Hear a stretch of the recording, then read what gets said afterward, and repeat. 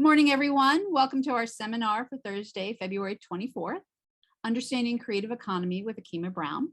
I'm Jennifer Gunther, the Director of the Art Center Gallery at Delaware State University.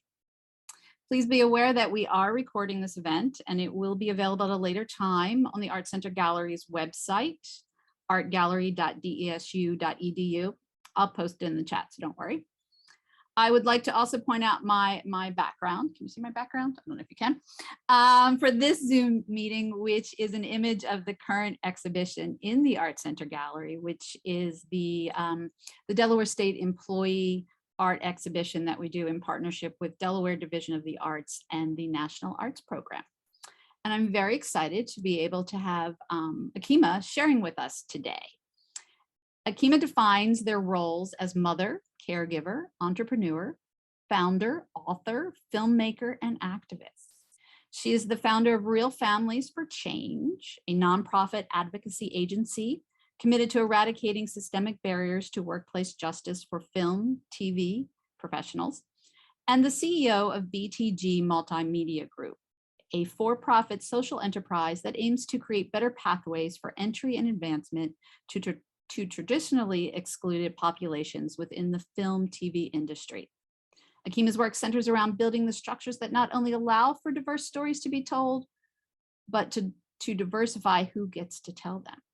She currently lives in central Delaware. I'm going to let Akima tell us how long she's actually been here in Delaware. I don't remember. And where she is working now to bring those very practices to the state at large, especially within her community of central Dover, central Delaware. Akima, welcome. Prior to everyone joining us, Akima and I were having a little chat about how we wanted to this process, and I have some questions, some sort of general questions, but I really want anyone that's participating to feel free, and Akima, correct me if I'm wrong, to help us guide that discussion. So questions in chat or raise their hand, or do you have a preference for how we might develop that interaction? Not at all. Feel free to put information in the chat. So I'm going to be very honest. I am completely nearsighted, so I'm going to put on my glasses. That way I can read the questions. But feel free to post them in the chat or to raise your hand, whatever works. And it's simplest for you. And we're going to do this really informally. Yeah. So prior to letting everyone into this Zoom, I was having a chat with Akima about, before I even asked the question of tell us about creative economy, I asked her, so how did you get this? What was your how did you get to here? What was your pathway? And she started telling me this amazing story that I'm going to ask her to retell. As much as I hope I can retell it with the same, energy and enthusiasm. But no, I was simply saying, and this was, from your comment about I have a very eclectic sort of background. And I was saying that it seems eclectic until you understand that I've always kind of had the same passions all of my life, but I've had the opportunity to explore each of them more deeply at different points in time. And so the three of them would definitely be, equity, education, and the arts. And so it's always sort of been around those. I didn't get to share this part of it, but I grew up in what I call an arts adjacent family. I had a lot of weekend warriors in that the expectation was, you love the arts, you pursue the arts on the weekends. You have your 9 to 5 during the week, but on the weekends, people are in bands. They are, performing in the ballet, but you have your 9 to 5 during the week. That's your focus. And so that was how I grew up.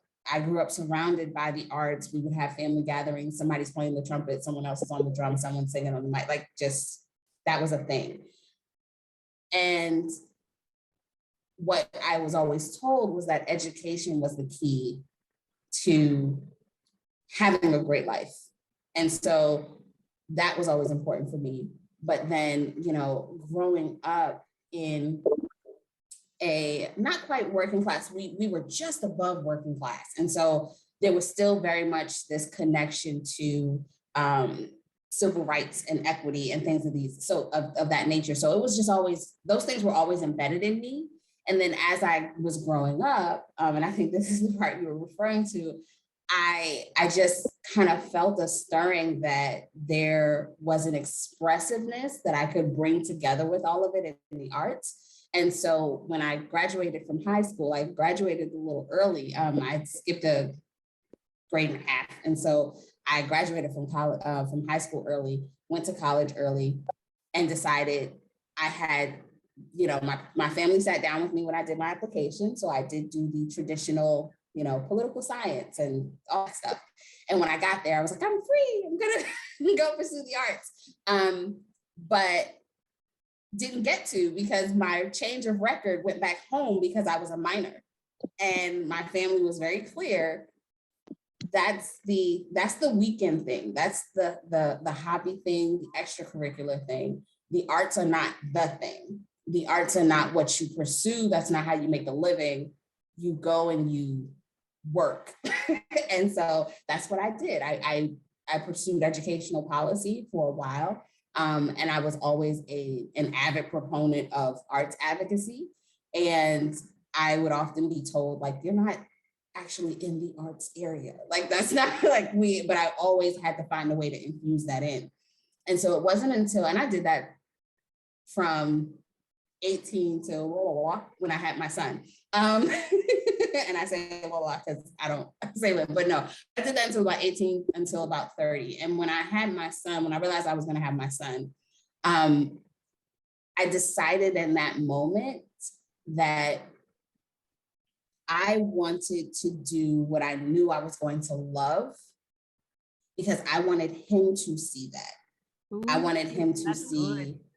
Yeah, I just, and that was the changing point. So my son is going to be 11. I've been full-time in the arts industry, creative arts industry, 9.5 years.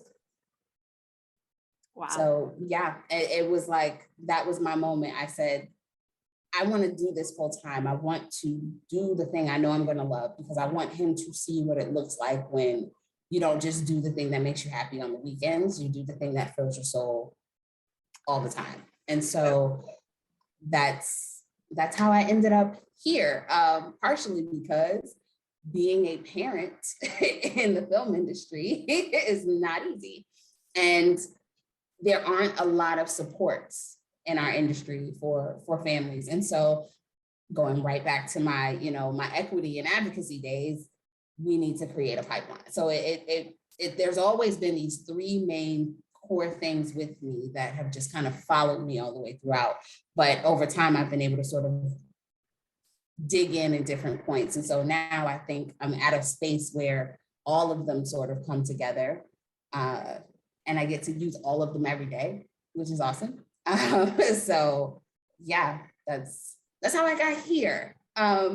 I've been in Delaware now, and I came to Delaware for family, and I've been here now going on 3 years. It'll be 3 years this summer. I didn't realize. Okay. So yes, and it'll be 1 year in Central Dover in a few months. So. And as I'm sure you figured out, well, we could spend a whole nother time talking about how the arts and culture, how it differs depending on which county and in the state of Delaware, most definitely. Absolutely. We'll have to have you back. That'll be a whole nother discussion. Real quickly before we move on, because I think sometimes students are curious, and I love that you just talked about, at least with my students, I spend a lot of time sort of chatting about passion and finding that passion and that we have, because that's what pushes us and motivates us. Mm-hmm. Can you just give us a understanding of what you studied in undergrad, and then what your graduate degrees are in, the focus? Oh, sure. So and where you went to school, because I think that's interesting as well. Yes, thank you. So I actually did my undergrad at Spelman College, which is also an HBCU. And I studied political science and philosophy. As I mentioned, my change of record went home, so I changed it back. And then because I did go into educational advocacy and policy, I actually received my Master's of Arts in Teaching from Emory in Educational Administration. And then again, years later, I had worked in that for some time, did a bit of work with the federal government and some state and local governments around crafting educational policy and looking at arts and education and things of that nature. Worked with some arts education groups to kind of centralize on those areas, and then found out that I was pregnant. And after having my son, I enrolled in a an institution in Virginia where I got my Master's of Fine Arts in film. And so I have my degree in cinema television with a concentration in screenwriting and under concentration. I don't know why they don't call it a minor, but it's an under concentration in producing. See, I think it's such a dynamic background you have. I love it. I love all that exploring that you've done over the years. So let's get to the big idea of the creative economy. Help us understand this. Help us understand this concept, because that's the purpose of inviting you. So give us the creative economy 101.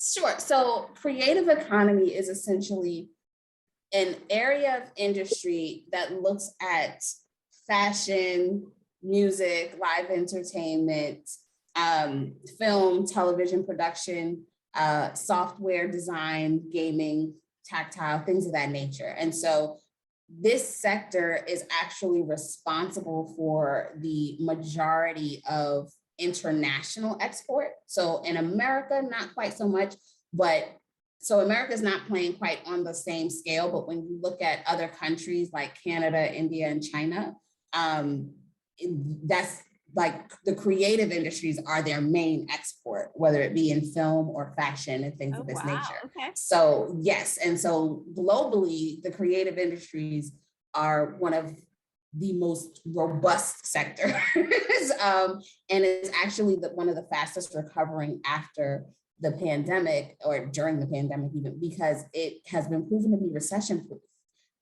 No matter what, we're always buying clothes. We're usually looking for something to help us to escape. So we're seeking escapism, or we're seeking some kind of exploration in terms of, looking at visual content or different things to help appeal to us, to teach us things of that nature. So we're always looking at, whether we realize it or not, and engaging with something that was produced within the creative economy. And so it just continues to boom and grow. Interesting.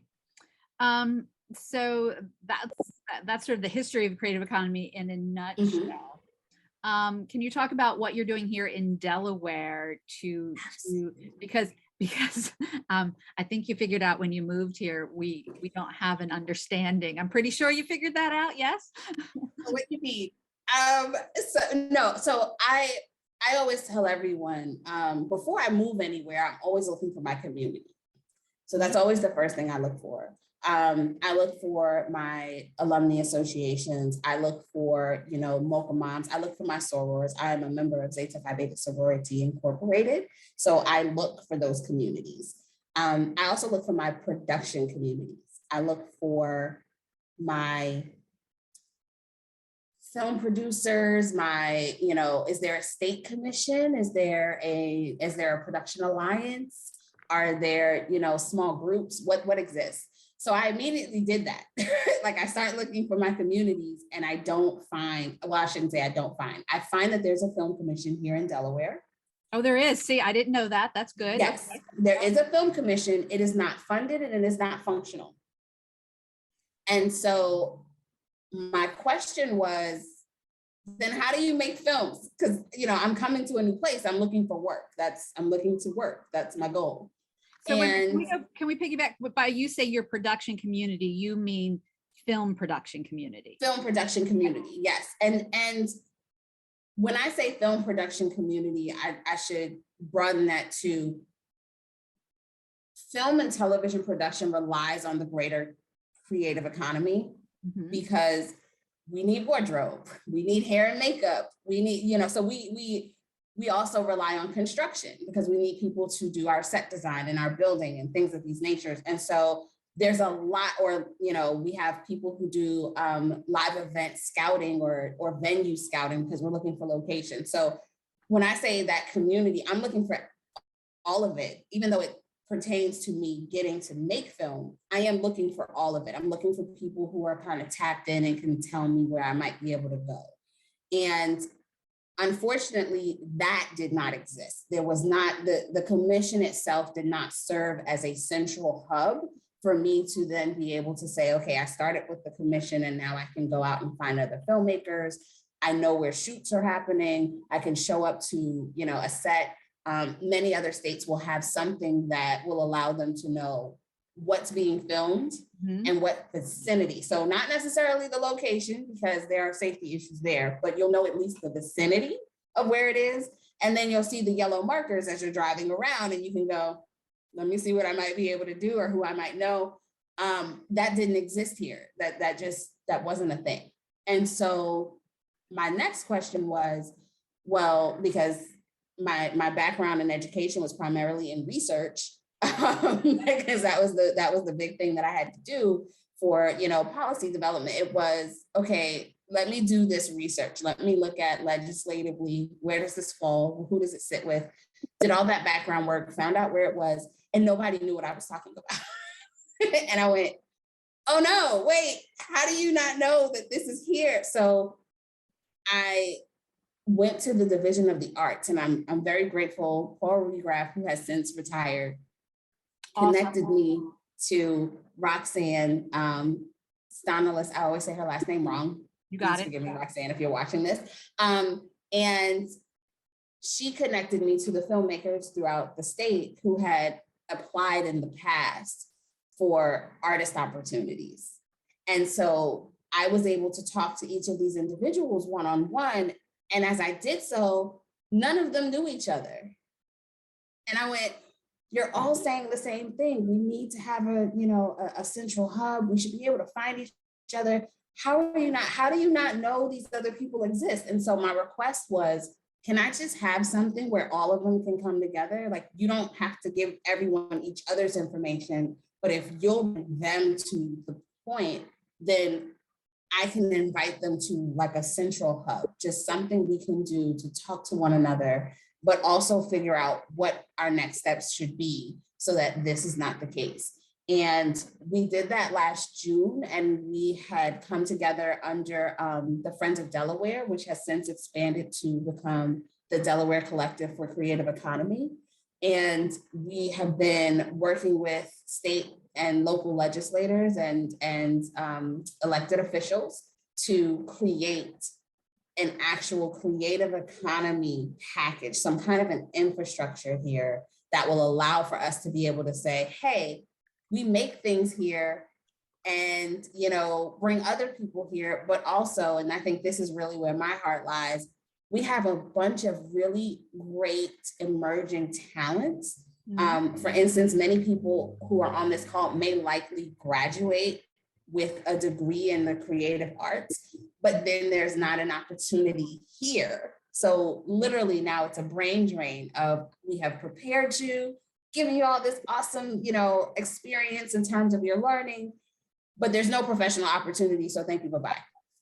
And that doesn't make any sense to me. If Delaware is going to be somewhere that people can thrive in their, you know, in life, in their experience, we have to create those opportunities here in Delaware. And so that's really what the collective is working to do. And that's what I've been working on for the last couple of years now. So I will say, for anyone that does listen to this recording or is listening now, that's where I first saw Akima, at that funded meeting. And I remember writing that, like, I think it was tacked onto another meeting that I was attending or something for DDOA. And then I'm like, yes, oh, she is really awesome.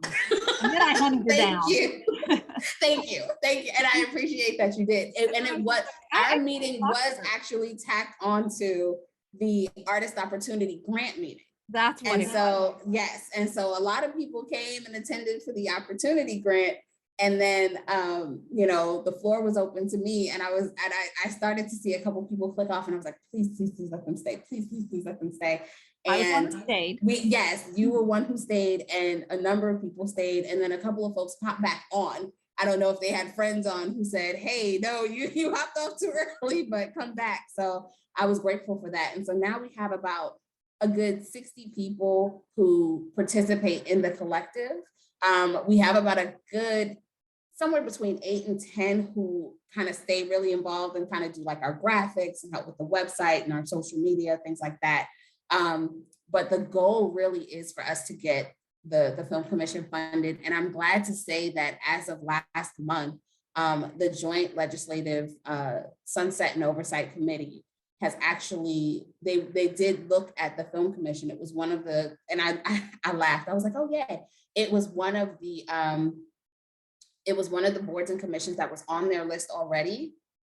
Okay. And so they did look at it, but because of the work that the collective has been doing, they were able to be more informed about not just what was not happening, but what was possible. And so rather than saying, because it's not functional, let's close it, they said, how can we make it operate optimally? And so that is now currently being investigated. And one of the key recommendations was, we need to operate in the way other states do and have an actual funded commission that serves as an entity. And so, so my request was, let's broaden it beyond even film and look at creative economy as a whole, because film exists in that space and we can't exist if the rest of our counterparts are not also being, nourished and taken care of. So it's a symbiotic relationship. So let's see what happens in the next few months, but it's on the table.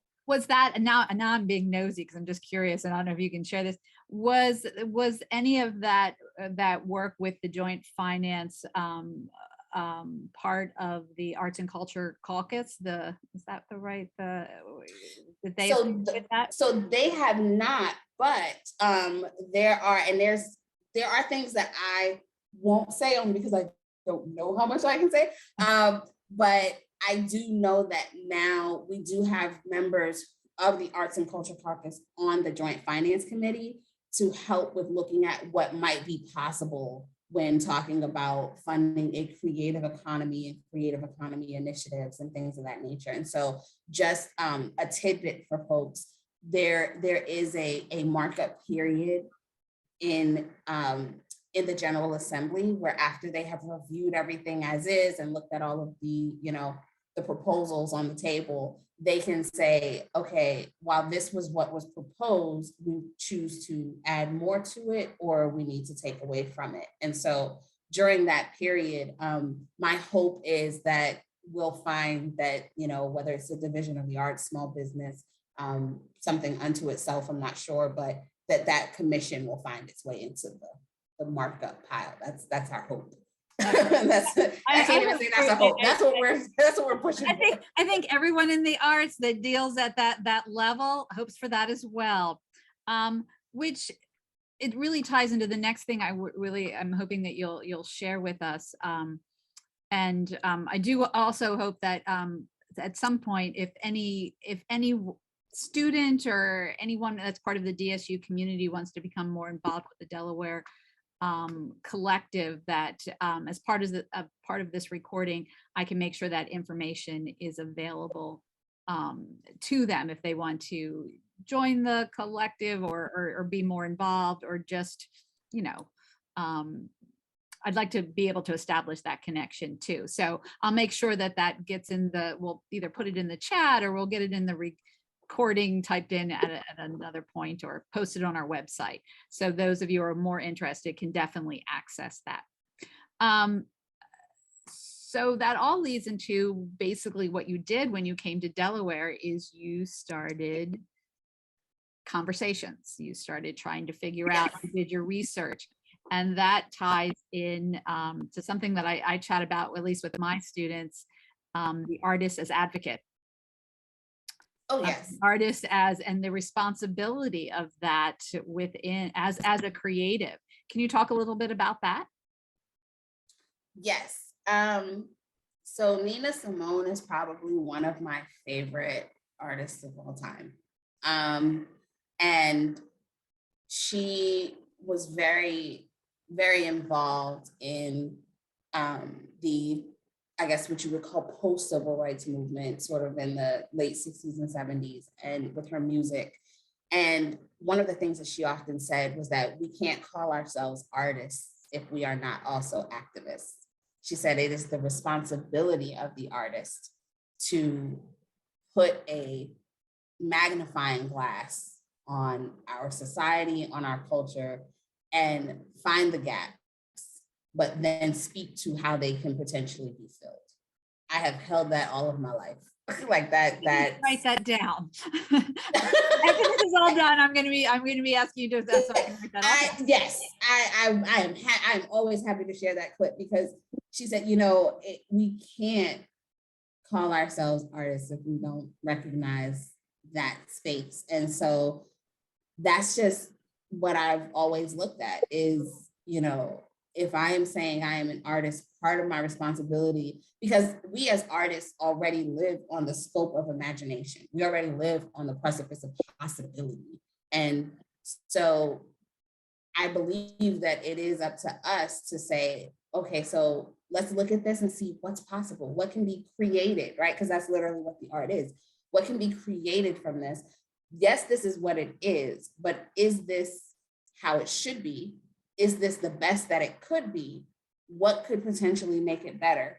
And one of the beautiful things about art is that it's collaborative, right? There is very much a collaborative process, no matter what your art is. Even as, I tell people, even as a writer, making something in solace, like I'm just like in a cave in the dark, just typing away. It's not actually completed until it is in the hands of someone else.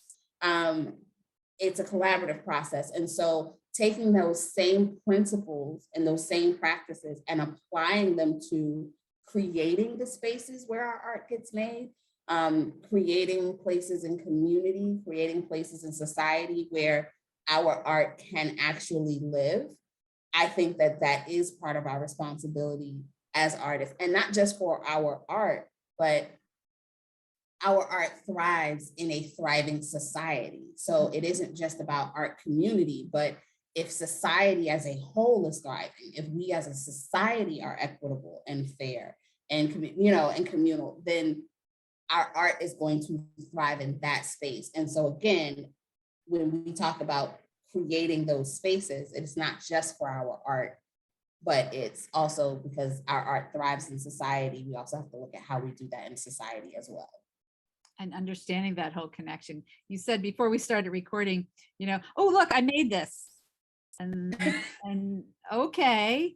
And then right, exactly. Understanding that next process of that, then you need to build that connection where that creation lives, where that art lives, and understand that and be an advocate for that. So what else? I'm looking at my list of things that I wanted to chat about with you. Can you tell us a little bit more about, you mentioned your equity work and mm-hmm. the importance of that to you as a creative, as an artist? Mm-hmm. Oh, yes. So, I have always lived on the margin, if you will. So when you talk about traditionally underrepresented, marginalized, excluded, I check a bunch of boxes. And so that has made me very aware of not only the experience of that, but also the system that creates that and that sort of reinforces that. And so it impels me because I want to live my best life too.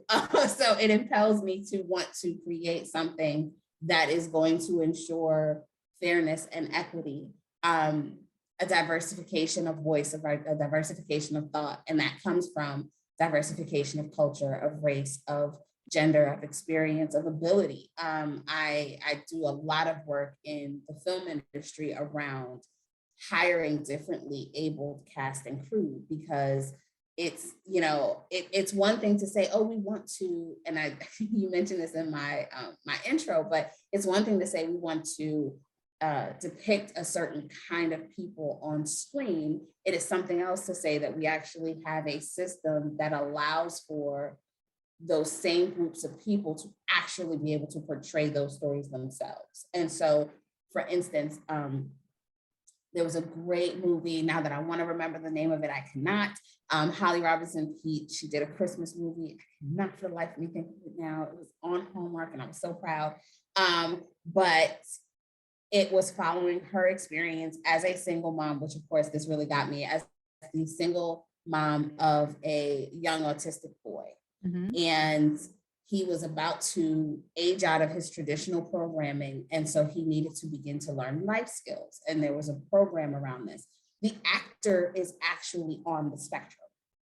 That is huge. Because in real life, you know that she is the mother of a child on the spectrum as well. Yes. And that's, you know, her, who actually consulted a bit on the film, which I thought was phenomenal. Like, he got to, you know, share from his side, which I thought was great. And that's huge for many reasons. And one of the biggest is because this industry can be unforgiving. It can be relentless and unforgiving. And I say that in that, you know, I started a nonprofit a couple of years ago that's committed to sort of restructuring the industry in the sense of, you know, life friendliness, work-life balance, family accommodations, things of that nature. And we're always looking at, you know, a standard workday. You can work 16 hours or more. And then, you know, you can get offset. Someone and I were just talking about this recently. You can get offset at, say, you know, 2 a.m., but then you're expected to be back for call time at 7 a.m. When did you get home? When did you sleep? When did you wake up? How did you get back? And for many people, we're talking about an hour-long commute. So what you literally went home, washed up, and came back out. You haven't slept, you know, the toil on your body, the rate of heart attacks in the industry pre-COVID, since it has gotten better because they've had to make certain modifications for COVID. But pre-COVID, it was crazy because people weren't sleeping and they were putting their bodies into consistent duress. Is that because it's usually the film industry works in these very constricted timeframes? Is that one of the contributors to that? That's one of the contributors, but it's also, and I'll be totally candid here, it's also because people want to fix it in post. So if we're not doing our due diligence to ensure that we actually have everything that we need, you know, it's a very much hurry up and wait. So we're talking about you've worked 16 hours to maybe film for 5 because someone didn't prepare something properly or didn't have the thing that they needed, or they didn't come in ready because they didn't value your time. And it's usually, unfortunately, it's a power hierarchy where someone above the line, meaning directors, producers, executives, and, you know, those who are funding the film, are not considering those who are literally below the line, which is pretty much everyone else, but those who are responsible for the day-to-day set operations of that film. And so what often ends up happening is you end up with this grave inequity where you have people who are being told that they're not doing their jobs because they're exhausted by the time, you know, you get to days 4 and 5, or you get to week 3. And so, but the system is not constructed in a way that actually allows for them to be able to be successful. And so when you talk about having someone on a set who required time for sensory re-regulation, who needed, you know, quiet spaces, who needed, you know, specific accommodations, and that was provided, and it was done in a way where everyone was then educated on the needs and was told, you know, that is huge. I'm like, more of that, please, you know. Or when we talk about actually having interpreters on set. So there's a huge scandal right now because Tom Holland can't see through his Spider-Man mask. So they had someone on set to literally help and guide him. And one of the things that happened was an audio description, like the accommodation of audio description. And they have all of that for him. And so why then can't we do that for the visually impaired crew? Mhm. Why don't these things, like, again, it's this power dynamic. And so for me, my work, when we start to talk about equity in this space, is universal accommodations. If you construct it in a way where it's beneficial to everyone, then you don't have to try to pinpoint in particular and what it just exists. It just is. And I tell everyone my goal, people were like, what is your primary goal for this nonprofit? I said, for it not to need to exist at some point. Because if we well, I think we've talked about that. I run a nonprofit that supports artistic opportunities for individuals with disabilities in primarily K through 12 programming.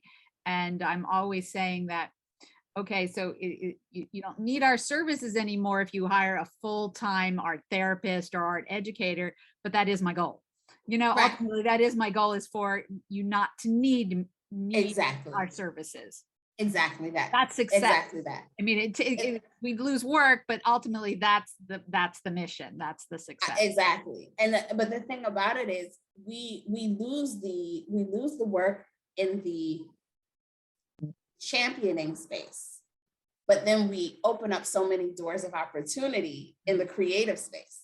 So, and that's my thing. I would love to just be able to create, but what is it that I need to do? And this goes back to before. What do I need to do to be able to create the space to create what I'm wanting to see?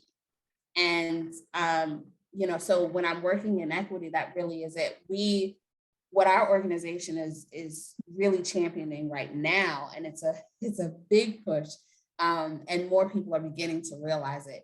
We want people to look at parents, caregivers, and guardians under the accessibility umbrella. When you look at access and you look at caretaker needs, it requires accommodation.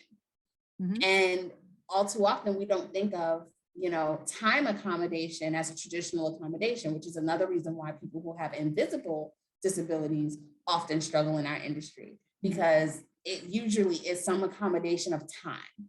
But if we look at time flexibility, if we look at job sharing, if we look at work loading, then, we can actually create a traditional work structure that allows for different people to be able to come in, including parents, caregivers, and guardians. And we did a survey last year. We found that more than 44% of people they either identify as a parent, guardian, or caregiver. We've never had that information before in our industry. And people were like, no, most people are not parents or whatever have you. But more than 70% of those people said they hide it because they're afraid of penalty. So no, it's not that it's not that they don't exist. I mean, if you look at the census, it's illogical to think that you don't have more parents, guardians, and caregivers on your staff. But that's where that equity work comes in, is building it out in a way that allows for us to actually have a system where things just are. And so we don't have to keep fighting for them to exist or creating them or, targeted, what do they call it? Targeted accommodations. It's just a universal benefit. It exists for everybody. It's there, whoever needs it. And now we can continue. That's the approach to, cultural access, and the whole idea behind universal design. So taking that concept that was unique to architecture and applying it. Yes. So, we're not providing accommodations just for someone who's impaired. We're going to, provide that for everyone. It's just part of that whole, we could talk a lot about that because there's concepts of learning as well, the universal design and learning that, instead of providing accommodations for a key student to participate in art making, we just give those accommodations to everybody and allows everyone to find what is their best fit for their creative journey, their creative path, and their exactly that. Mm-hmm. Awesome. I really like you. If I haven't said that, I'm enjoying this conversation. So before we open up for questions, I know that last week you were at a film festival, and I want to know why, and I want to know what you did, and I want to know what got accepted. And can you tell us about that? I can actually. Now I can. So my I am still a filmmaker. So last summer I went down to Georgia to shoot a short film based on my own experience with my son, who is, we learned through this experience, is on the spectrum. And the film follows a mom who, right at the height of the pandemic, is trying to figure out, what are these new manifestations and what's going on with her child, but is experiencing some pushback from the educational system. I did fictionalize it a little bit because Delaware has actually been really great to us in that regard. But it was accepted as, it was an official selection, and then it was put into a spotlight feature series with 5 other films that were made from the same fellowship. So the year before, I would wait a minute, make sure you piggyback on what fellowship means. Oh, absolutely. Okay. So don't forget. Yes. So I guess I can talk about it in this point. So the year before, I was awarded a fellowship through I guess it was a co-hosted kind of thing, but Wavelength Films Center, which they were the ones who produced Won't You Be My Neighbor, the Fred Rogers documentary. Mm-hmm. They helped to sponsor it. CenterReach, who is responsible for Sorry to Bother You with Lakeith Stanton, and then also the Black TV and Film Collective out of New York, which the founder is the woman who directed, oh my God, why can't I think of Korea's movie now? That's horrible. Oh no, Farewell Amore, okay. Which was a Sundance selection. And so they all came together and said, hey, we want to create an opportunity for emerging Black producers because producers tend to be content pushers and creators and gatekeepers. And I'll get into that in a minute as well. And so the fellowship provided us with a $25,000 grant to be able to go and produce our films. And so I produced mine in Georgia because part of what I was drawing from in my experience was based in the South.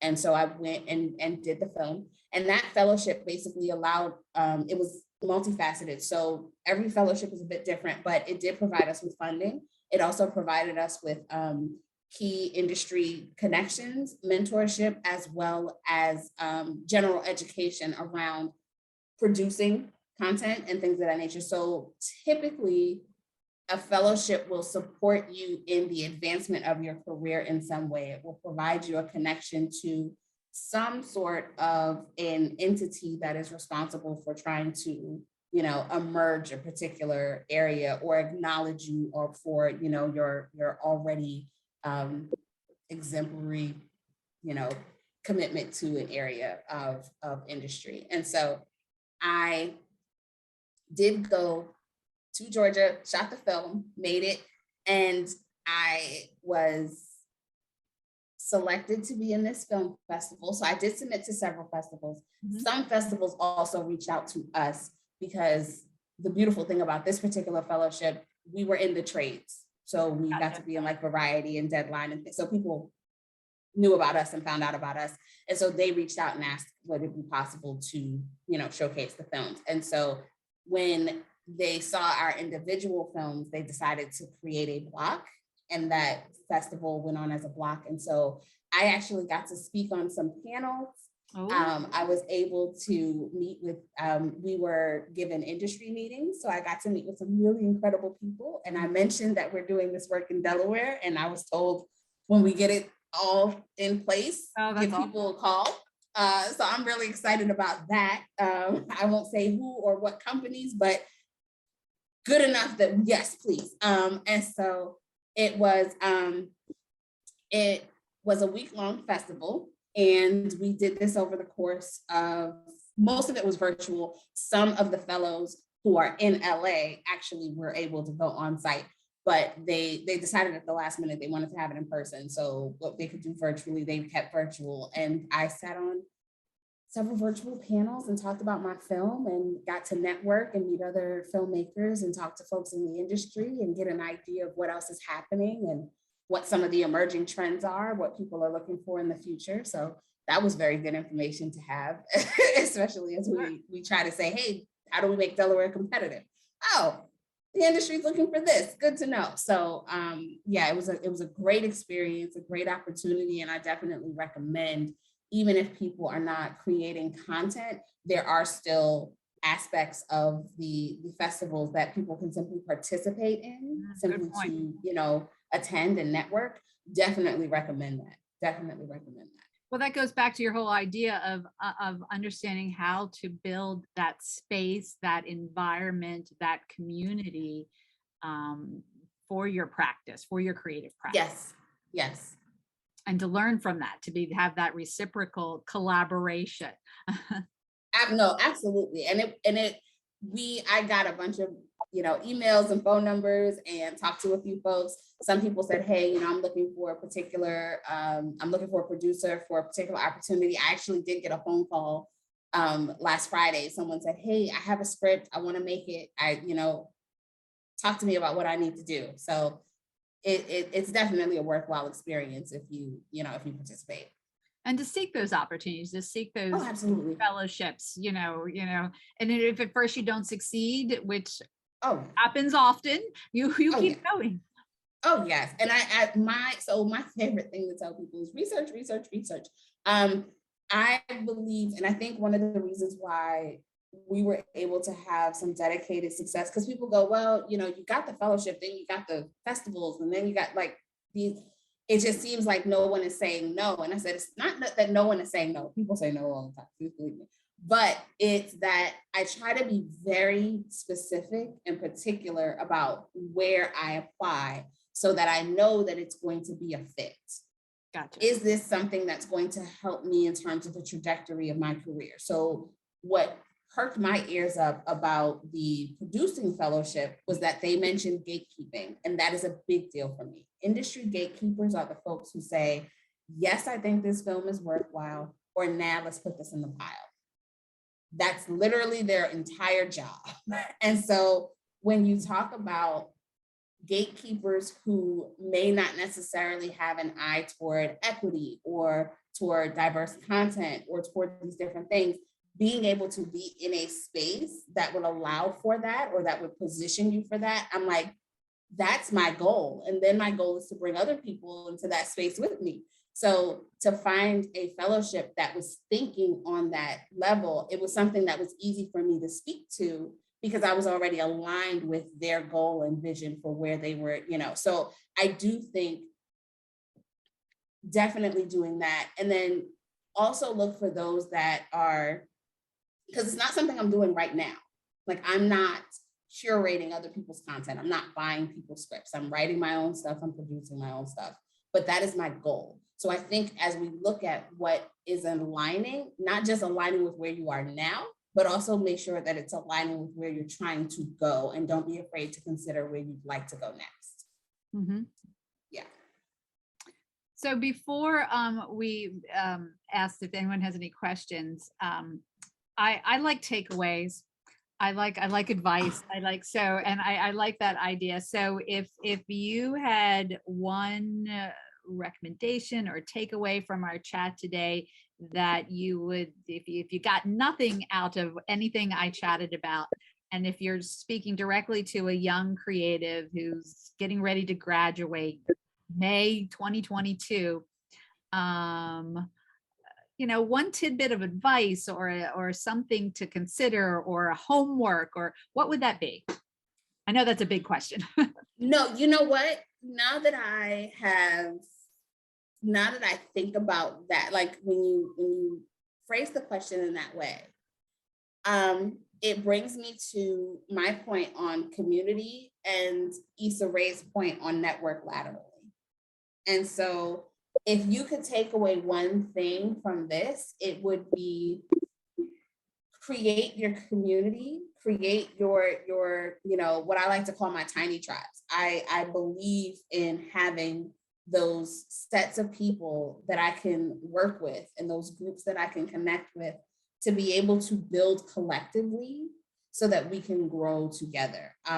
There's a new it's getting some new traction, but a rising tide raises all boats, right? And so that adage is getting a lot of traction in my circles lately, but it's true. Mm-hmm. If you level up, those folks who are with you level up. If they level up, you level up. And so create that community, because that's what's going to give you the strength not only to create, but then also to cultivate those spaces and infrastructure so you can keep creating. I think that's, if there's one thing, find your people. And that ties back a little bit to what you said in the beginning about before you came to Delaware, you did research to find your people. Yeah. You tried to figure out what existed and where what didn't exist, so that when you went to that new community or you moved somewhere else post graduation, as our soon to be graduates will be doing, that you did the research to find your tribe and where you needed to fit and where you could build that environment, that space for your creative endeavors. Absolutely. That is really key. That's very important.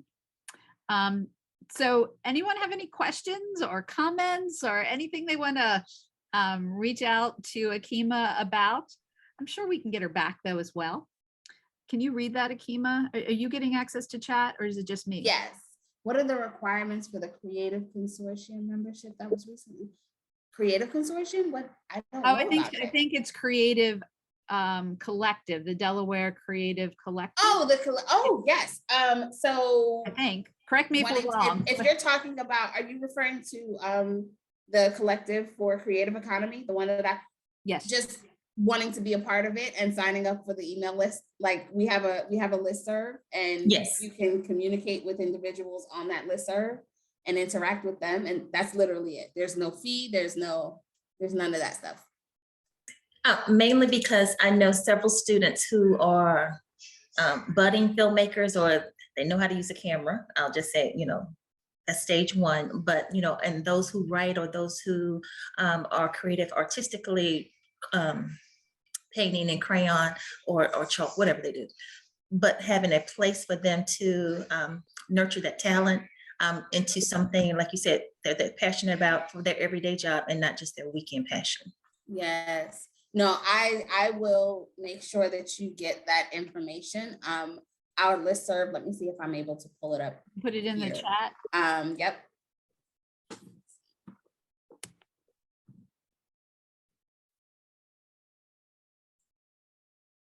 So if they go here,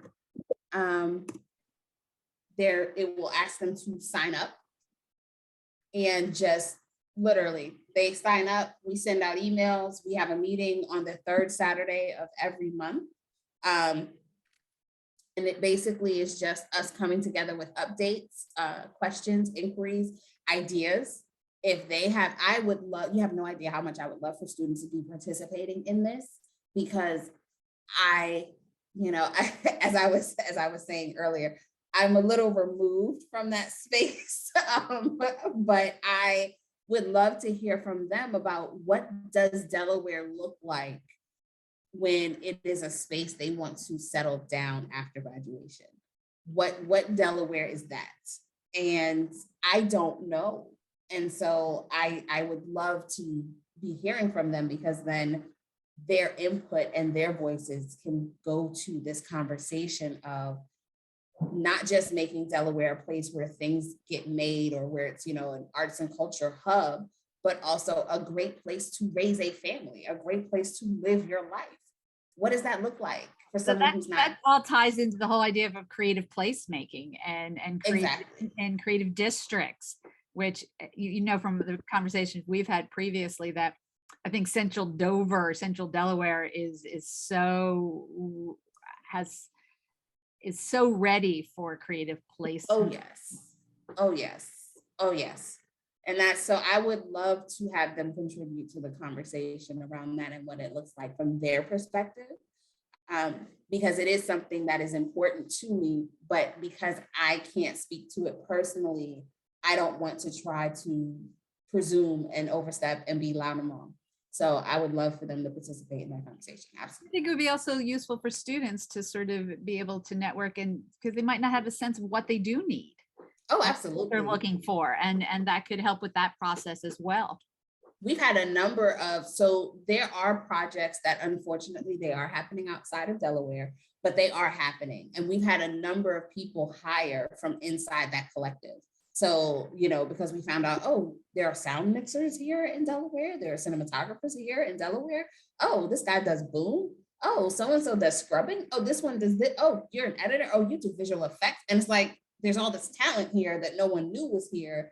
And so as we're having, and that was the main reason for just wanting to have a central space to talk, because I felt that if we had that space, then we'd be able to actually come together and figure it out, you know, instead of all of us just kind of existing in these silos and talking to each other, you know, talking to ourselves essentially and going, this is a great idea. No one else is doing it. But meanwhile, someone, you know, north or south of state is thinking and doing the same thing, but we're not doing it together. So I'm a huge proponent of, you know, a finger might hurt, but a fist is mighty. You know, you can poke with a finger, but a fist is mighty. And so coming together under that umbrella and having them network and having them learn and having them teach us, I think that's critical.